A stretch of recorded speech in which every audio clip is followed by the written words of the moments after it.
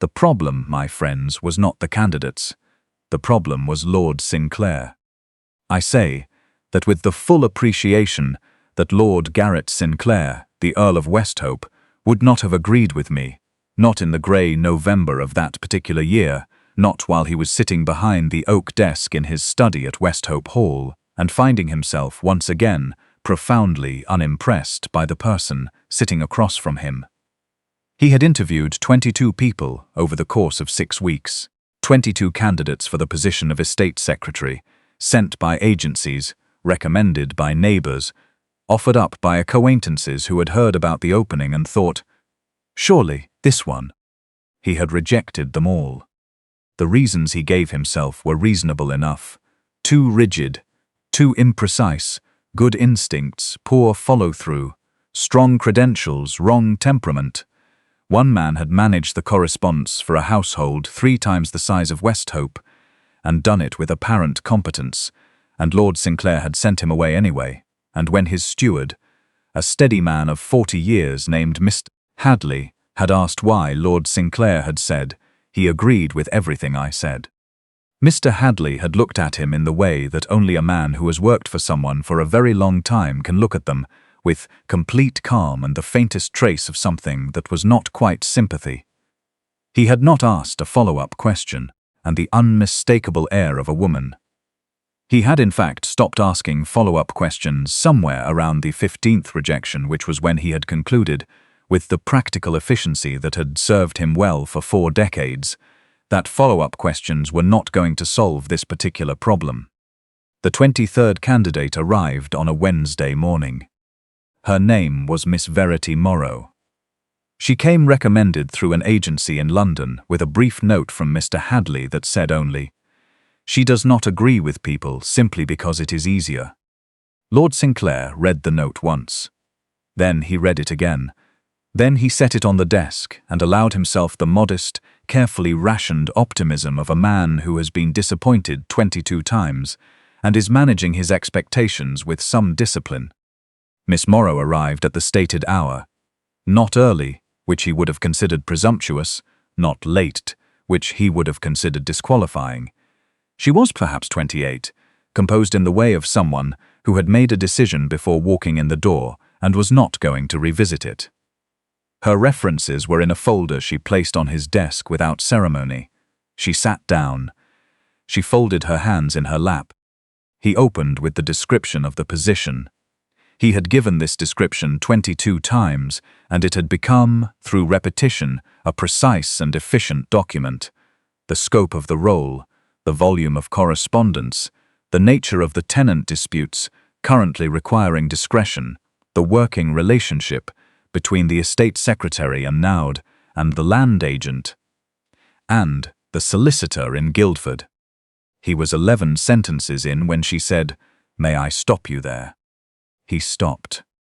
She said, "You have described a position that has 2 separate jobs in it. Estate correspondence secretary and dispute resolution coordinator. You are treating them as one job, which is why the position is unmanageable and why, I suspect, you have been unable to fill it for some time." The study was quiet. The fire at the far end of the room made a sound of settling. Lord Sinclair looked at Miss Morrow and thought, with a particular quality of attention a man gives to something he did not expect, "No one has said that to me before." 22 people had listened to the description. 22 people had nodded and said yes, they understood. Several had asked about compensation. One had asked about working hours. None of them had told him the description itself was the problem. "Go on," he said. She looked at him with the level attention of someone who had already decided to say the true thing and was simply waiting for permission to continue.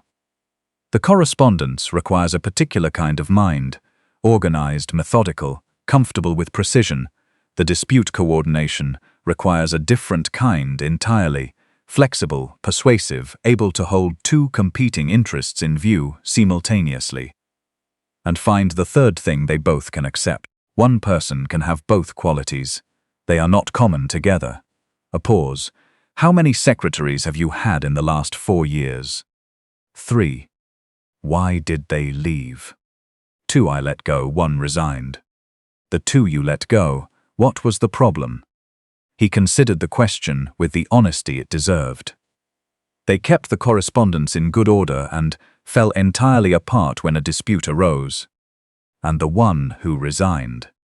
He was quiet for a moment. She said she was being asked to do 2 jobs for the compensation of 1. She was right.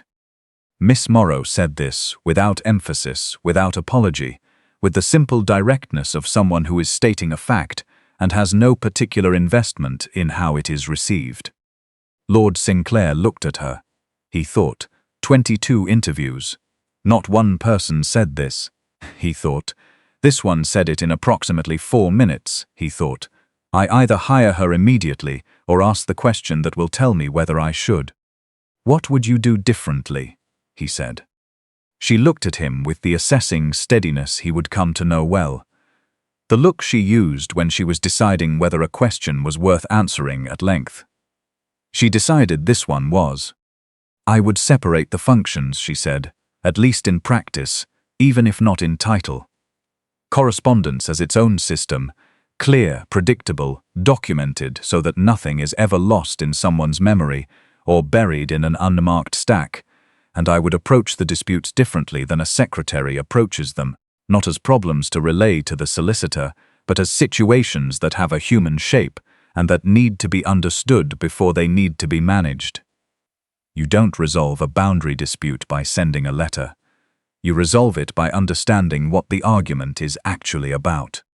He said, What is the Culworth boundary dispute actually about?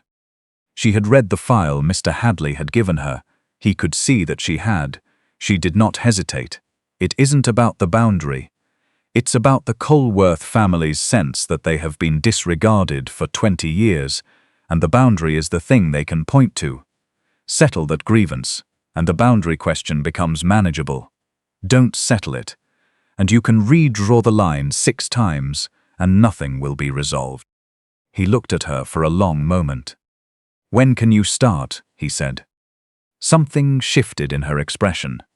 Not surprise exactly, but something contained and carefully managed, the expression of someone who had calculated the odds and is allowing herself a brief, private acknowledgement that the calculation was correct. Monday, she said, if that works. Monday works. She left. Mr. Hadley appeared in the study doorway approximately 45 seconds later with the expression of a man who had been in the adjacent hallway and was not going to pretend he hadn't been. Lord Sinclair said, Not a word. Mr. Hadley said, Of course, my lord. He paused. She starts Monday then. She starts Monday. Mr. Hadley nodded with the satisfaction of a man whose brief note had done exactly what he intended. My friends, if you are new to this fireside, welcome. I have been telling stories here a while now, and I have noticed that the ones that find you, the ones that stay with you, are not always the dramatic ones. They are usually the ones about 2 people who recognize each other across a room and spend some time pretending they haven't. This is one of those stories, and if you haven't found the subscribe button for Moonlight at Marlowe yet, now would be a very good moment. It takes 5 seconds. I'll be right here when you get back. She was, as Mr. Hadley had implied she would be, very good. This was not precisely a surprise. Her references had been exceptional, and her manner in the interview had made it clear that she was not the kind of person who performs competence. She was the kind of person who simply has it and does not particularly need you to notice. What Lord Sinclair had not anticipated was the specific texture of it. He had been running the affairs of Westhope Hall in a state of low-grade crisis management for 4 years. Not disaster, nothing so dramatic. But there was always a thing that had slipped. A letter that should have been sent 3 weeks ago. A document misfiled during a transition. A dispute that had calcified because no one had attended to it in time. The estate had the particular hum of a machine that was running but not well. That required constant monitoring and occasional emergency intervention. By the end of the first week, the hum was quieter. By the middle of the second, it was very nearly gone. She had reorganized the correspondence archive from scratch. Not the perfunctory reorganization of someone creating the appearance of order, but the genuine article, a system with logic behind it, cross-referenced in a way that meant any document could be found in under 3 minutes.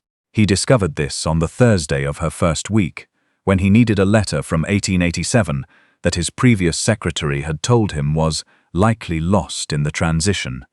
Miss Morrow found it in 11 minutes and placed it on his desk with a note that said, "It was not lost. It was filed under the wrong correspondent. I have corrected the index." He stared at the letter for a moment. He wrote back, "Thank you, I had assumed it was gone." She wrote back, "Things are rarely gone, they are usually just misfiled. A corrected inventory will be with you by Friday." She sent it by Thursday. She also, and this was the thing he had not anticipated, the thing he found himself thinking about on a Saturday afternoon when he had no particular reason to be thinking about it, she also changed the quality of the information reaching him. Previous secretaries had relayed what was happening. She relayed what was happening, and what would happen next if it wasn't addressed. And the difference between those two things was not small. On the Wednesday of the third week, she came to him with a written summary of 4 matters requiring his attention. The first 2 were immediate. The third could wait a month. The fourth was not yet a problem. "The Aldermore fence line," her note read, "will become a dispute in the spring if the drainage question isn't resolved before the ground freezes. I have spoken with the Aldermore tenant. He is not looking for an argument. He is looking for acknowledgement. I recommend a brief visit from the land agent before December, with the explicit framing that Lord Westhope is aware of the situation. That is all he needs." He read this note for a long time. She had spoken with the tenant herself. She had diagnosed the actual problem.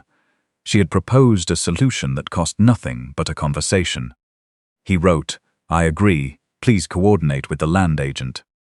The visit happened in November. The fence line dispute did not materialize in the spring. He told her so when it became clear in March that the boundary had held. She wrote back, "I know. Mr. Aldermore mentioned it when I passed him in the village. He said to give you his regards." He looked at this note for a while. She was in the village.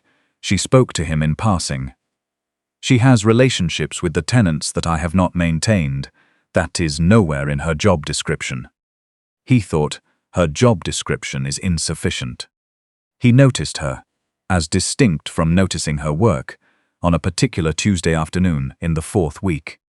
He had come down the east corridor and found that the side table near the library entrance, which had held a lamp and nothing else for as long as he could remember, now held a lamp and a blue ceramic bowl of late autumn branches, bare, with a few dried berries, the kind of thing that grew at the edge of the kitchen garden and had been left untouched every November for years because no one had thought to bring it. Because no one had thought to bring it inside. He stopped. He looked at the bowl. He went into the library and found that the reading chair near the east window had been moved 12 inches to better catch the afternoon light, in the way that you only know to move a chair if you have actually sat in it at that hour and noticed that the light was wrong. She had apparently sat in it. He was a man who thought he knew his house. He had lived in it for 36 years. He had walked its corridors several thousand times. He had never once moved the reading chair to catch the afternoon light, because he had never, apparently, been in it at the right hour to notice the light was wrong. She had been here 4 weeks and had noticed. He sat in the chair. He looked at the adjusted angle. He thought, "She is paying attention to this house in a way I have not been." He thought, "That is either the quality of a very good employee or something else entirely." He thought, "I am going to have to decide which." He decided on that Tuesday to set the thought aside. The thought declined to be set aside. He went to find her on a Thursday afternoon, which he told himself was convenient, and which was in truth neither convenient nor accidental. She was in the records room, going through the old leasee, agreements with the methodical, unhurried attention she brought to everything. She heard him in the doorway and looked up. My lord. Miss Morrow, he came in. The records room was not large, and coming in made it smaller, which he was aware of and did not address. The bowl of branches, in the east corridor. She looked at him steadily. I should have asked. No, he said it before he had quite decided to. It was the right thing. That table has needed something there for years. She held his look for a moment, then went back to the lease in her hands. The kitchen garden has quite a lot that would work brought inside. No one has been cutting it for arrangements. I know, he hadn't known. He paused. What are you reading? The shift in register was deliberate, and they both felt it. She looked up with the assessing quality he had come to recognize, the look she used when she was deciding what the question actually meant. The Colworth leases, she said, from 1842 forward. Why 1842? Because the current dispute has a root, and roots don't appear from nothing. Something happened in that decade that set the pattern. I'm looking for it. He leaned against the doorframe. Have you found it? Not yet. But I will, she said it without boast. With the matter-of-fact certainty of someone who knows night as how long things take and is not worried. There's a gap in the record around 1849. That is usually where it is. He looked at the stacks of documents around her, the careful order she had already imposed on what had been decades of chaos. The notes in her clear, particular handwriting, annotating each lease with her own indexing marks. Miss Morrow, he said. My lord. You read outside of this, he gestured at the leases. Yes. What do you read? She considered the question seriously, which he had already come to appreciate. She did not produce quick answers to real questions. History, when the history is honest. Essays, some novels when the novel is actually worth the time. A pause. I find most novels are not worth the time. Which ones are? The ones where the characters have interior lives that aren't explained to you, she said. Where you have to work out what they actually think from what they say and don't say. He looked at her, like a lease dispute. Something moved at the corner of her mouth. Precisely like a lease dispute. He was quiet for a moment. I have been thinking about the interview, he said. She stilled. You told me I had the position wrong, that it was 2 jobs, not 1. Yes. You were right. I know, she said. And then, that is not the part you are thinking about. He looked at her. No, he said, it isn't. She set the lease on the table beside her. She turned to face him. Then what is? You said you stopped me because the description was wrong, he said, and that saying nothing about a wrong thing when you have the opportunity to correct it is a habit you were not willing to develop. Yes. I find myself wondering, he said, whether you apply that principle in all directions. She looked at him with the directness he had encountered in the first 11 sentences of knowing her. Yes, she said. I do. Good, he said. Then I am going to say something outside the professional register of this conversation, and I expect you to apply the principle if I have it wrong. She waited. I have been noticing the branches in the east corridor, he said, and the chair by the window, and the 1849 lease you haven't found yet but will, and I am aware that what I am noticing is not, strictly speaking, the work. A pause. I am aware of the position you hold and the complications that creates. I am not saying this to make things difficult for you. I am saying it because I have been not saying it for 11 days, and the not saying it has required more effort than I generally spend on silence. Outside the records room window, November went on about its business. It doesn't create a difficulty, she said. No? No, it creates a question. What question? What you intend to do about it, she said, the noticing. He thought about this for a moment. I intend to continue exactly as I have been, he said. To read your summaries and coordinate with the land agent on your recommendation, and to notice when something in this house has been attended to in a way I had failed to manage in 36 years. A pause. And perhaps to stop pretending that the noticing is purely professional. She looked at the high window for a moment. That is a very restrained intention. I am working within constraints, he said. Your comfort in this house is the first concern. Everything else is further down the list. She was quiet in the real way, not managing herself, but actually thinking then. I will tell you something. He waited. I stopped you in the interview because I had decided, before I walked in, that I was not going to agree with things I didn't agree with simply because agreeing was more convenient. I had done that in other positions. I had decided I was done with it. She held his gaze. The same principle applies here. I am not going to manage something into silence because the management is simpler. What are you not going to manage into silence?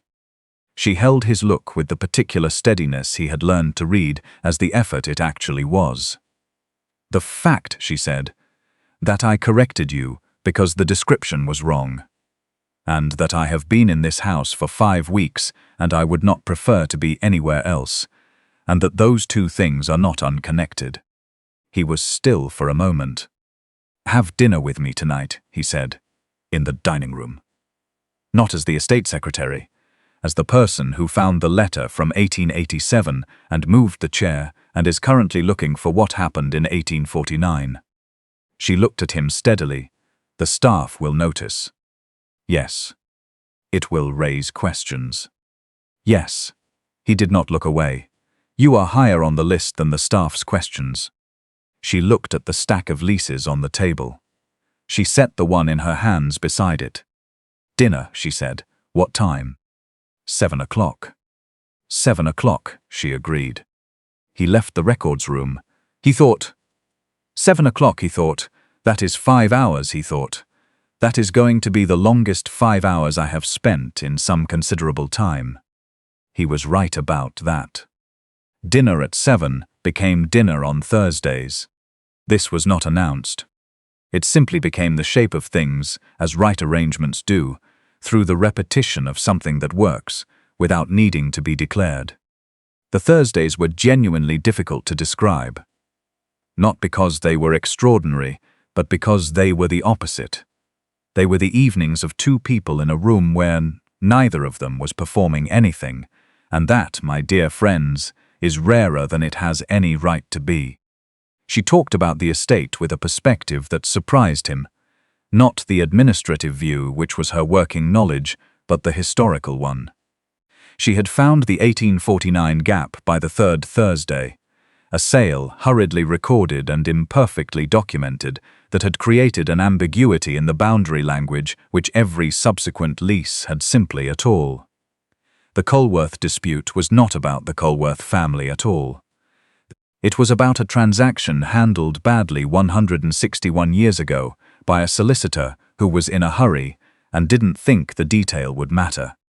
She put this in a report. The solicitor in Guildford, upon reading it, wrote back that he had been looking at the wrong document for 3 years. The dispute was settled in February. It required a half-day of conversation and 1 letter. No lawyers were needed at the resolution. She told him about this at dinner, the Thursday after it was finalized. He said, "You should have been a solicitor." She said, "I considered it. They told me the profession was not suitable for women." He said, "They were wrong." She looked at him across the dinner table. "Yes," she said, "they were." She smiled then, fully, the particular version he had been collecting since the interview, and he thought, I am going to spend a considerable amount of time in pursuit of that smile, and I do not find that a difficult prospect. He talked about the estate in return. The real version, not the performance of a landowner managing his holdings, but the actual complicated truth of it, the tenants whose situations he understood and the ones he had misread, the decisions that had been right and the ones that hadn't. She listened with the focused, connecting attention he had first encountered in the records room. The attention of someone following the reasoning and seeing where it went. She had thoughts about the Pemberton drainage question that were better than his land agent's thoughts. He implemented them. He told her so the following Thursday. She said, "I know they were right." He said, "You might have the grace to be modest." She said, "I save my grace for things I am uncertain about." He looked at her across the table. "Are you ever uncertain?" She considered this seriously, which he had learned to appreciate. About facts rarely, about people more often. People are harder than facts. What are you uncertain about, with people? She looked at him. "At present," she said, "nothing." He held the look. "Good," he said. She smiled, the full version. He thought, there it is. On the Thursday of the 12th week. 3 months since Monday, 12 dinners, 12 weeks of Wednesday summaries, and noted branches and moved reading chairs and the records room conversation. He said, at the end of the evening, "I want to talk about the position." She was very still. "Not to change the terms," he said. "I want to consider whether the terms as currently defined are right." She looked at him with her most serious mode. "The position is working," she said. "Yes. The estate is running. Better than it has in years." "Then, what isn't right about the terms?" He looked at the table. The good china. 2-place settings, the room that had been set for 1 person for years and was now set for 2 on Thursdays. "Nothing is wrong with them," he said. "I want to add to them." She waited. "The Thursday dinners are not professional." "No. They are not the dinners of an earl and his estate secretary." "No. They are the dinners of—" He stopped. "Started differently. I find I don't have a clean word for what we are. I know that whatever it is not adequately described by employer and employee." She was quiet in the real way for a long moment.